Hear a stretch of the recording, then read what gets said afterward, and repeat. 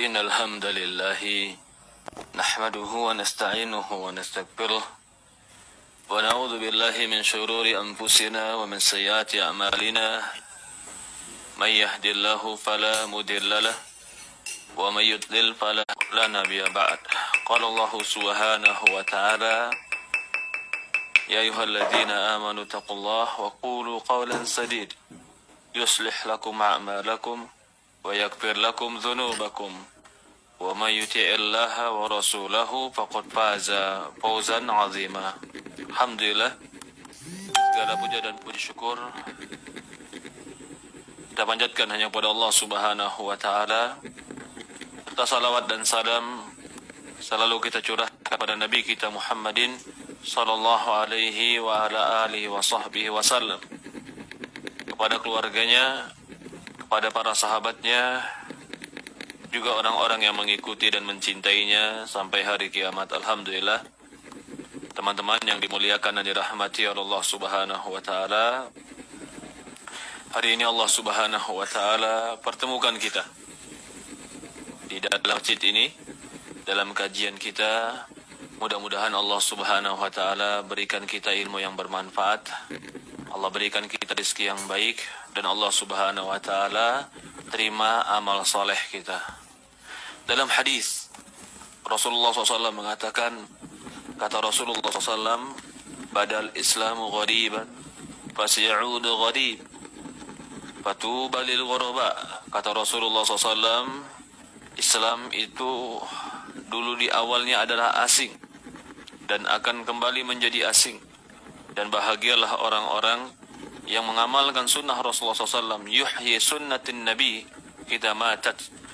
Bahagialah orang-orang yang menghidupkan sunnah Nabi SAW ketika sunnah itu mulai ditinggalkan. Itulah zaman keterasingan. Orang yang mengerjakan Islam, mengamalkan Islam, berpegang teguh dengan Islam, dianggap sebagai orang-orang asing dan aneh. Kata Rasulullah SAW, fatuba lil ghuraba. Bahagialah mereka yang mereka berpegang teguh kepada hadis-hadis Rasulullah dan sunnah Rasulullah di zaman keterasingan. Para hadirin, teman-teman yang dimuliakan dan dirahmati Allah Subhanahu wa taala, hari ini kita akan berbicara tentang pandangan hidup atau prinsip-prinsip hidup. Yang dimaksud di sini adalah Quran, Allah dan Rasul.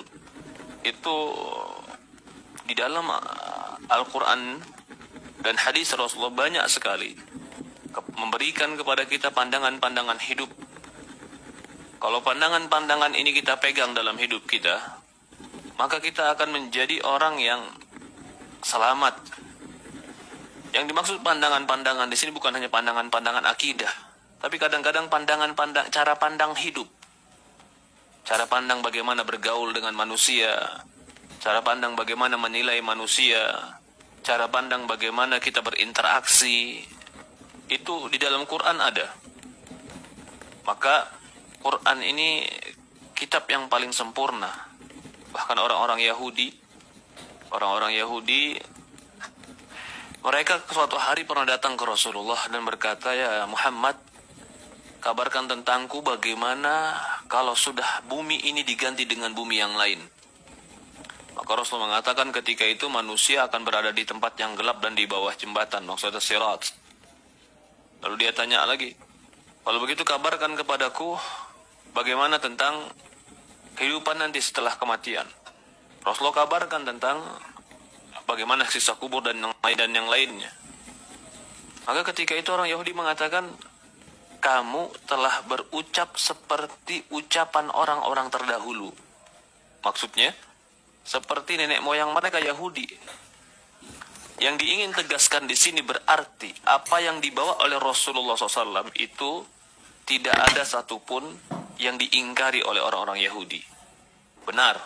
Bahkan apa yang dibawa Rasulullah SAW itu menekankan dan menegaskan dan menambah tentang kebaikan yang ada dibawa oleh para nabi. Termasuk perkara-perkara yang kecil, perkara-perkara ringan. Sampai orang Yahudi mengatakan, tidaklah nabimu itu mengajar kepada kamu Dari mulai burung yang menepakkan sayapnya di langit sampai orang masuk kamar mandi diajarkan oleh nabimu. Mereka seolah-olah ingin mengatakan bahwasannya Nabi Muhammad SAW itu betul-betul mengajarkan perkara yang rinci dalam agama. Yang bilang ini orang Yahudi di zaman Rasulullah. Berarti orang Yahudi itu tahu agama Islam yang dibawa Rasulullah dengan rinci.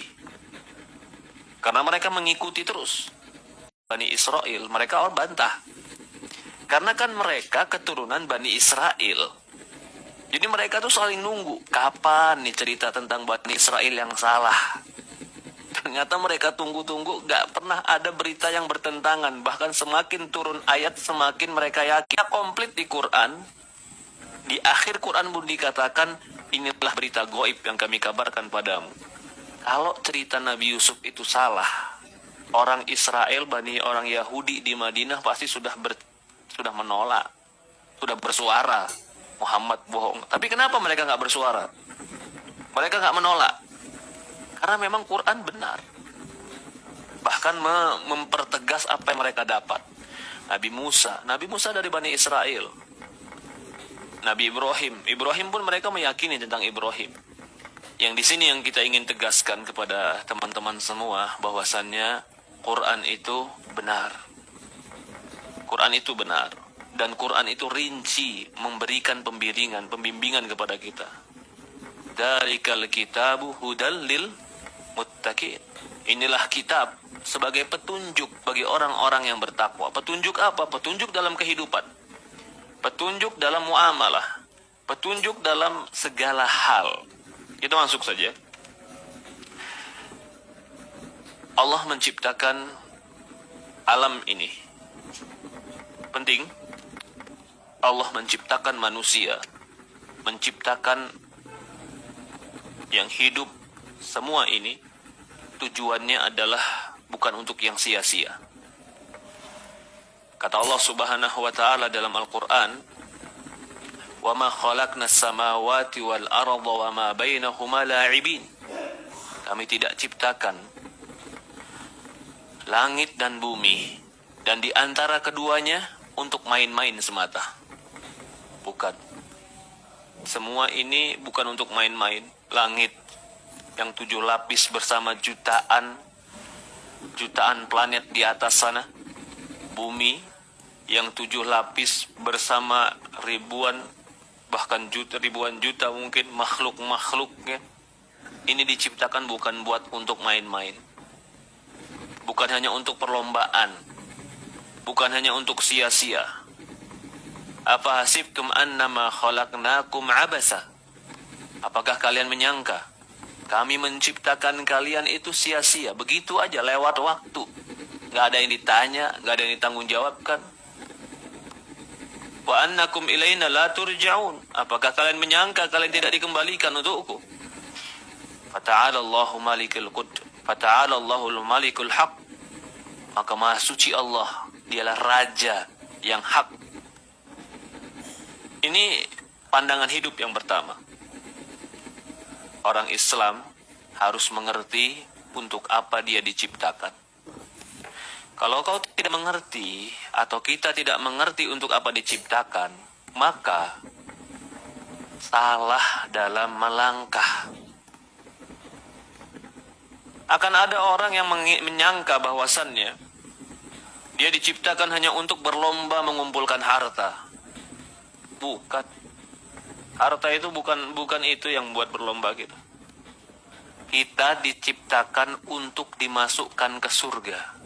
Tapi sebelum masuk surga dikasih di dunia supaya diuji siapa yang pantas masuk surga dan siapa yang tidak pantas.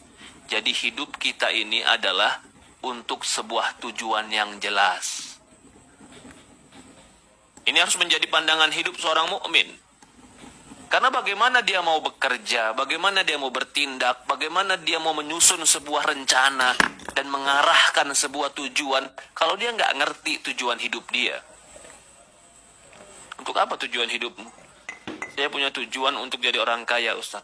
Itu bukan tujuan hidup, itu tujuan sebentar.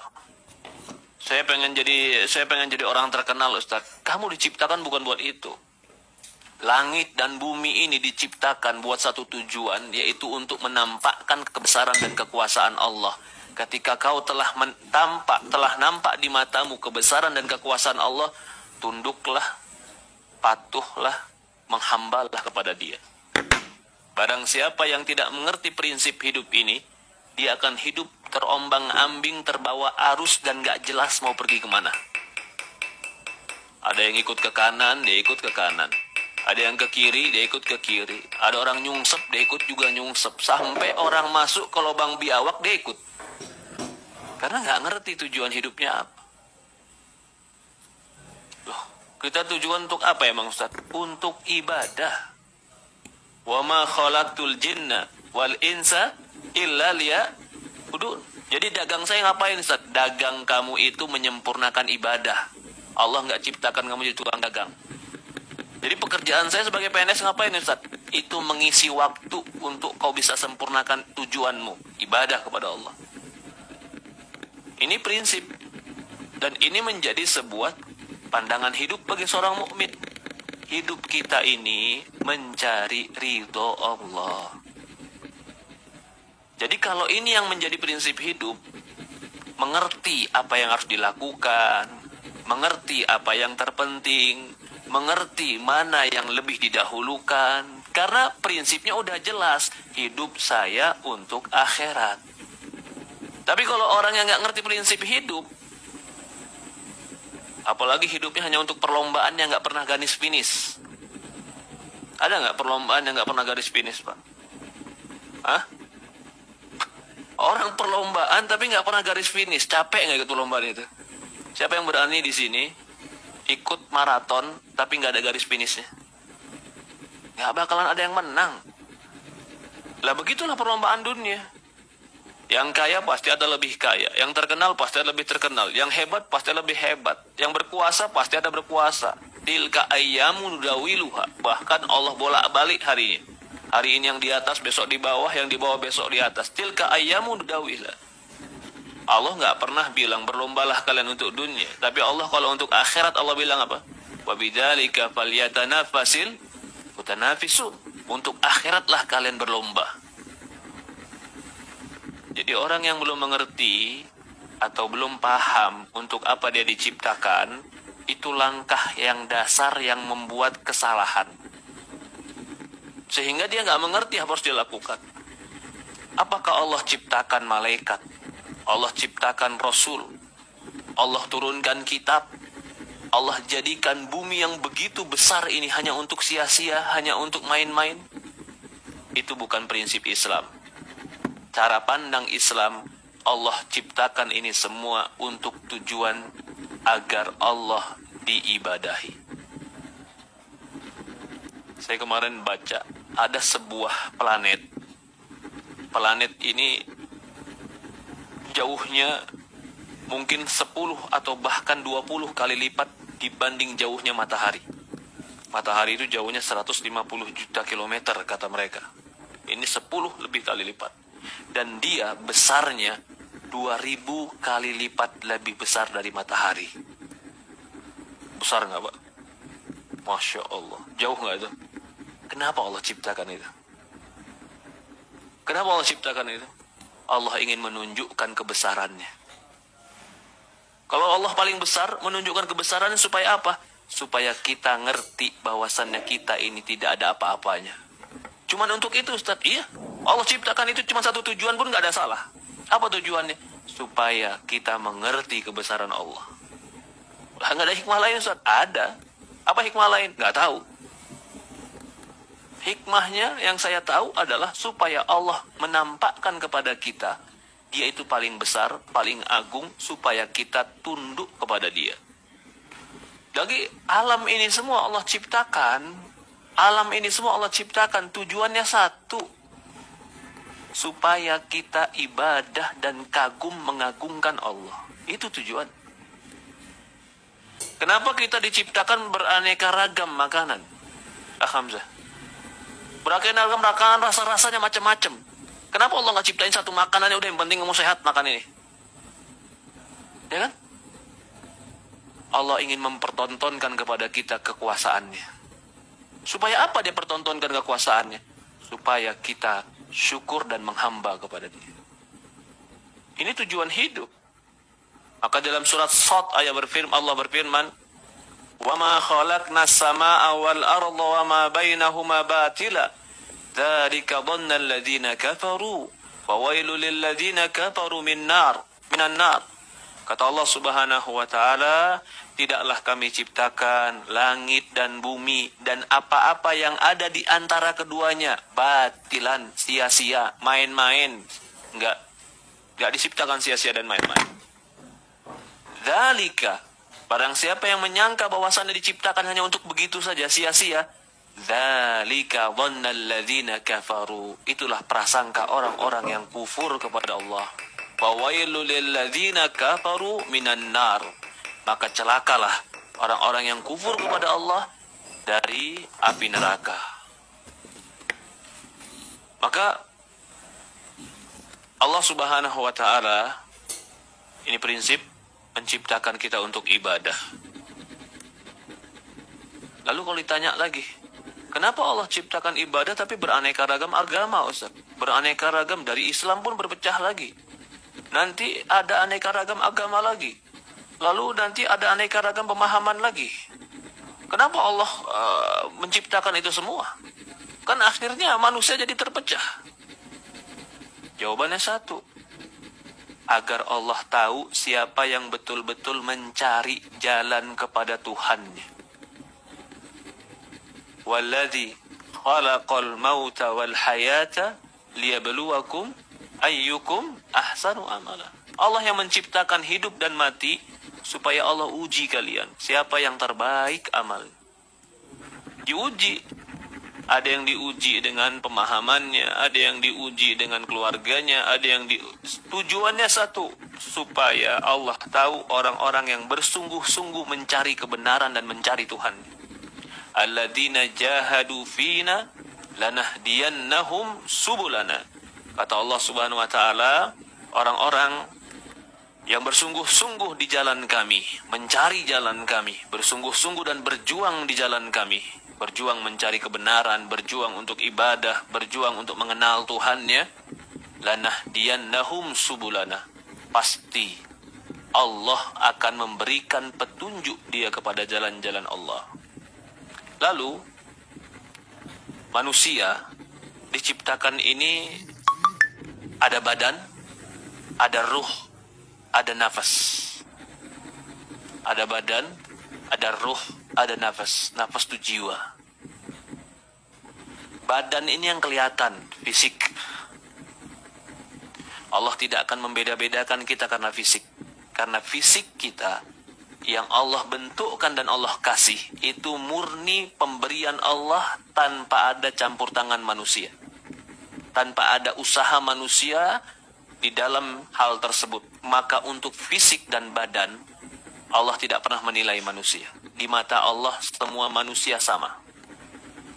Mungkin yang cacat, mungkin yang hitam, mungkin yang suku A, suku B, ras A, ras B, semua sama karena semua ciptaan Allah. Innallaha la yanzur ila sawarikum wala ila atsamikum walakin yanzur ila qulubikum wa a'malikum. Rasulullah bersabda dalam hadis, sesungguhnya Allah tidak melihat kepada wajah kalian. Allah tidak melihat kepada bentuk fisik kalian. Akan tetapi Allah melihat kepada qulubikum wa a'malikum, hati kalian dan amal kalian. Manusia tercipta dari badan, ruh. Ruh ini pun ditanya, yas'alunaka 'anir ruh. Mereka bertanya tentang ruh. Maka katakanlah ruh itu cuma Allah yang tahu. Yang ketiga, itulah nafas, jiwa. Jiwa inilah penghuni badan. Badan itu casing, tapi isinya adalah jiwa. Jika jiwa ini baik dengan keimanan, maka badan yang merupakan zahir tadi akan menjadi baik dalam perbuatan. Jiwa inilah tempat diisinya ilmu. Jiwa inilah tempat diisinya iman. Jiwa inilah tempat seorang itu menjadi mulia atau hina di sisi Allah. Maka Allah mengatakan, walakin yanzur ila qulubikum wa amalikum. Rasul mengatakan akan tetapi Allah melihat kepada hati kalian dan amal kalian. Di dalam ayat Al-Quran Allah mengatakan, innallaha atau akramakum indallahi atqakum. Orang yang paling mulia di sisi Allah di antara kalian adalah orang yang paling takwa. Takwa itu di hati, kata Rasulullah, jiwa. Ini orang mukmin. Orang mukmin itu yang mendominasi dalam amalnya adalah jiwanya. Walaupun zahirnya pasti akan memancarkan jiwanya. Berbeda dengan orang-orang munafikin. Mereka yang mendominasi adalah zahirnya, walaupun jiwa dan batinnya rusak.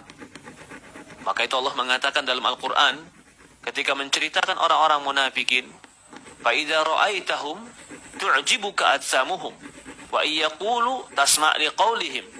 Kalau kau lihat fisik-fisik mereka, kau kagum sama fisik mereka. تُعْجِبُكَ أَجْسَامُهُمْ. Kau kagum dengan fisik mereka.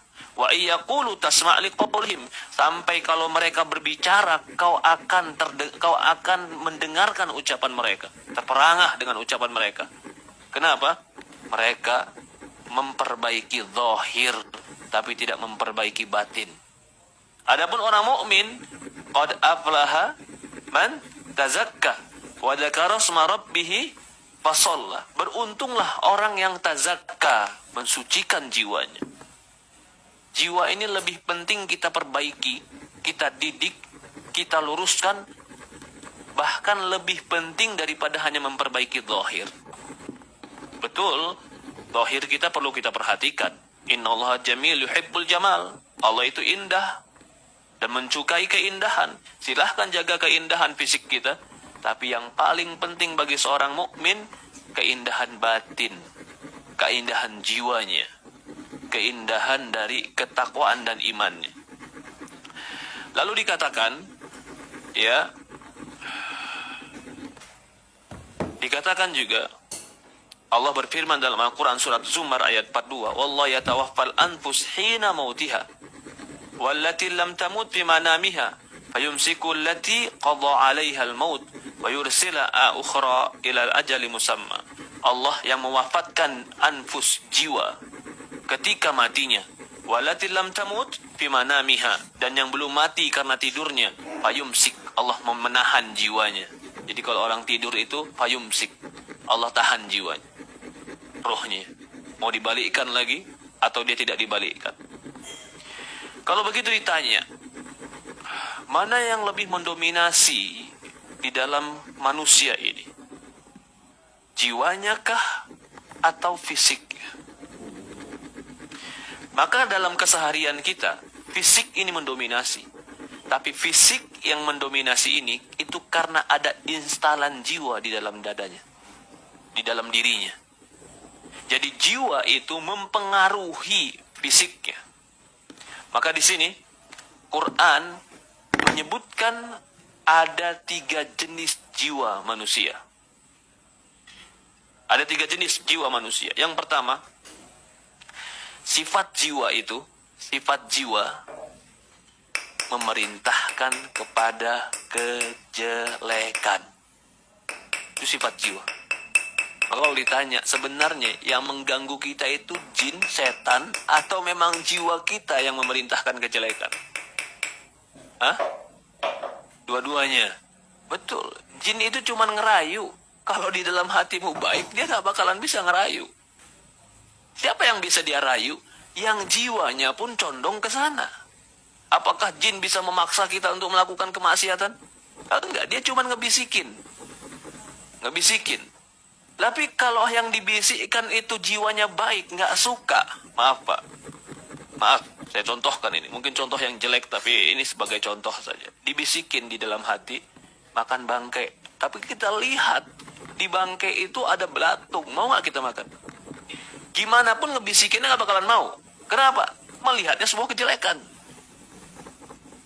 Begitupun kemaksiatan. Kalau hatinya bersih, yang dia lihat itu kejelekan. Dia dibisikin gimana pun dia nggak bakal mau melakukan. Tapi ketika yang dia lihat itu adalah kenikmatan, yang dia lihat itu keindahan, yang dia lihat itu kehebatan, hebat kalau bisa melakukan itu. Lalu dibisikin oleh syaitan. Sudah jiwanya tertipu, syaitan pun membisikkan dengan tipuan. Rusak dia. Kalau begitu yang mendominasi bisikan syaitan atau jiwa sebenarnya? Hah? Maka itu Allah mengatakan, "Waman a'rada an dzikri," barang siapa yang berpaling dari mengingat aku, kata Allah apa? Fa inna lahu ma'isyatan dhanka. Kami akan sempitkan hidupnya. Nuqayyid lahu syaitan. Kami akan kaikatkan dia dengan syaitan. Fahuwa lahu qarin. Dan syaitan akan menjadi qarin. Bareng sama dia terus. Ya subhanallah. Siapa itu? Orang yang tidak mengingat Allah. Orang yang mengingat Allah, jiwanya Allah jaga. Ini yang pertama. Inna nafsa la'amaratum bisu. Sifat jiwa yang pertama adalah jiwa yang mendorong kepada kejelekan. Kapan itu? Ketika jiwa tadi tidak mengerti tujuannya. Maka Allah katakan dalam Al-Quran, ketika Allah mengatakan di dalam surat Yusuf, ya, di dalam surat Yusuf ayat 53, wa ma ubarri'u nafsi inna nafsa la'amartum bisu illa man rahima rabbi inna rabbi ghafurur rahim. Sesungguhnya jiwa itu amarah, memerintahkan, mendorong kepada kejelekan, kecuali yang Allah rahmati. Sesungguhnya Rabbku Maha Pengampun lagi memberi rahmat. Ketika jiwa memerintahkan, mendorong untuk melakukan kejelekan, lalu tapi kita punya akal, ilmu, pengetahuan tentang baik dan jelek. Ilmu, pengetahuan, dan akal inilah yang akan dia menghalangi dan juga dia akan mengikat kemana kemauan jiwa tadi. Kalau jiwa sudah memerintahkan kejelekan, lalu dia nggak punya ilmu mengarahkan jiwanya, rusak dia. Maka dari itu, antara ilmu dan jiwa yang melakukan kejelekan, terkadang terjadilah dialog. Ini yang dikatakan yuwaswisu fi sudurin nas, yang selalu berbisik dalam hati manusia. Yuwaswisu fi sudurin nas.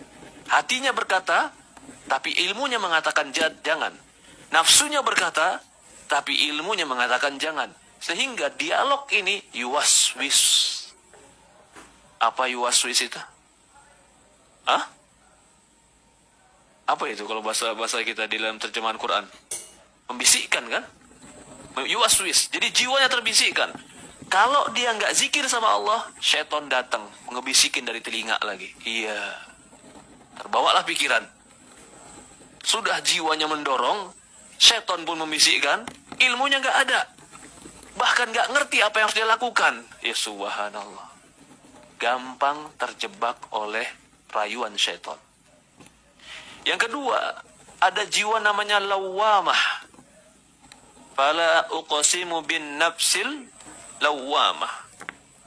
Ini jiwa yang dikatakan lawamah adalah jiwa yang si pemilik jiwa ini selalu menyesalkan jiwanya, menganggap dirinya kurang sempurna dalam ketaatan, menganggap dirinya banyak kesalahan. Ini lawamah. Ini jiwa yang baik. Jiwa yang baik. Dia mungkin sehingga ketika dia melakukan sebuah perkara yang dianggapnya tidak baik, lawamah. Ini jiwa yang kedua. Jiwa yang ketiga, ini jiwa orang beriman, yang dia penuh dengan zikir kepada Allah, dia penuh dengan ketaatan kepada Allah. Allah katakan nafsul mutmainnah, jiwa yang tenang. Allah mengatakan dalam Al-Quran, surat Ra'ad ayat 28, "Walladzina amanu tatma'innu qulubuhum bidzikrillah, ala bidzikrillahi tatma'innul qulub." Dan orang-orang beriman, tenang hati mereka dengan mengingat Allah. Bukankah dengan mengingat Allah, hati itu menjadi tenang? Dalam surat Al-Fajr, ayat 27-30 Allah mengatakan, Ya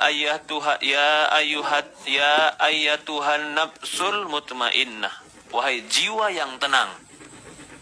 Di surat Al-Fajr dikatakan jiwa yang tenang.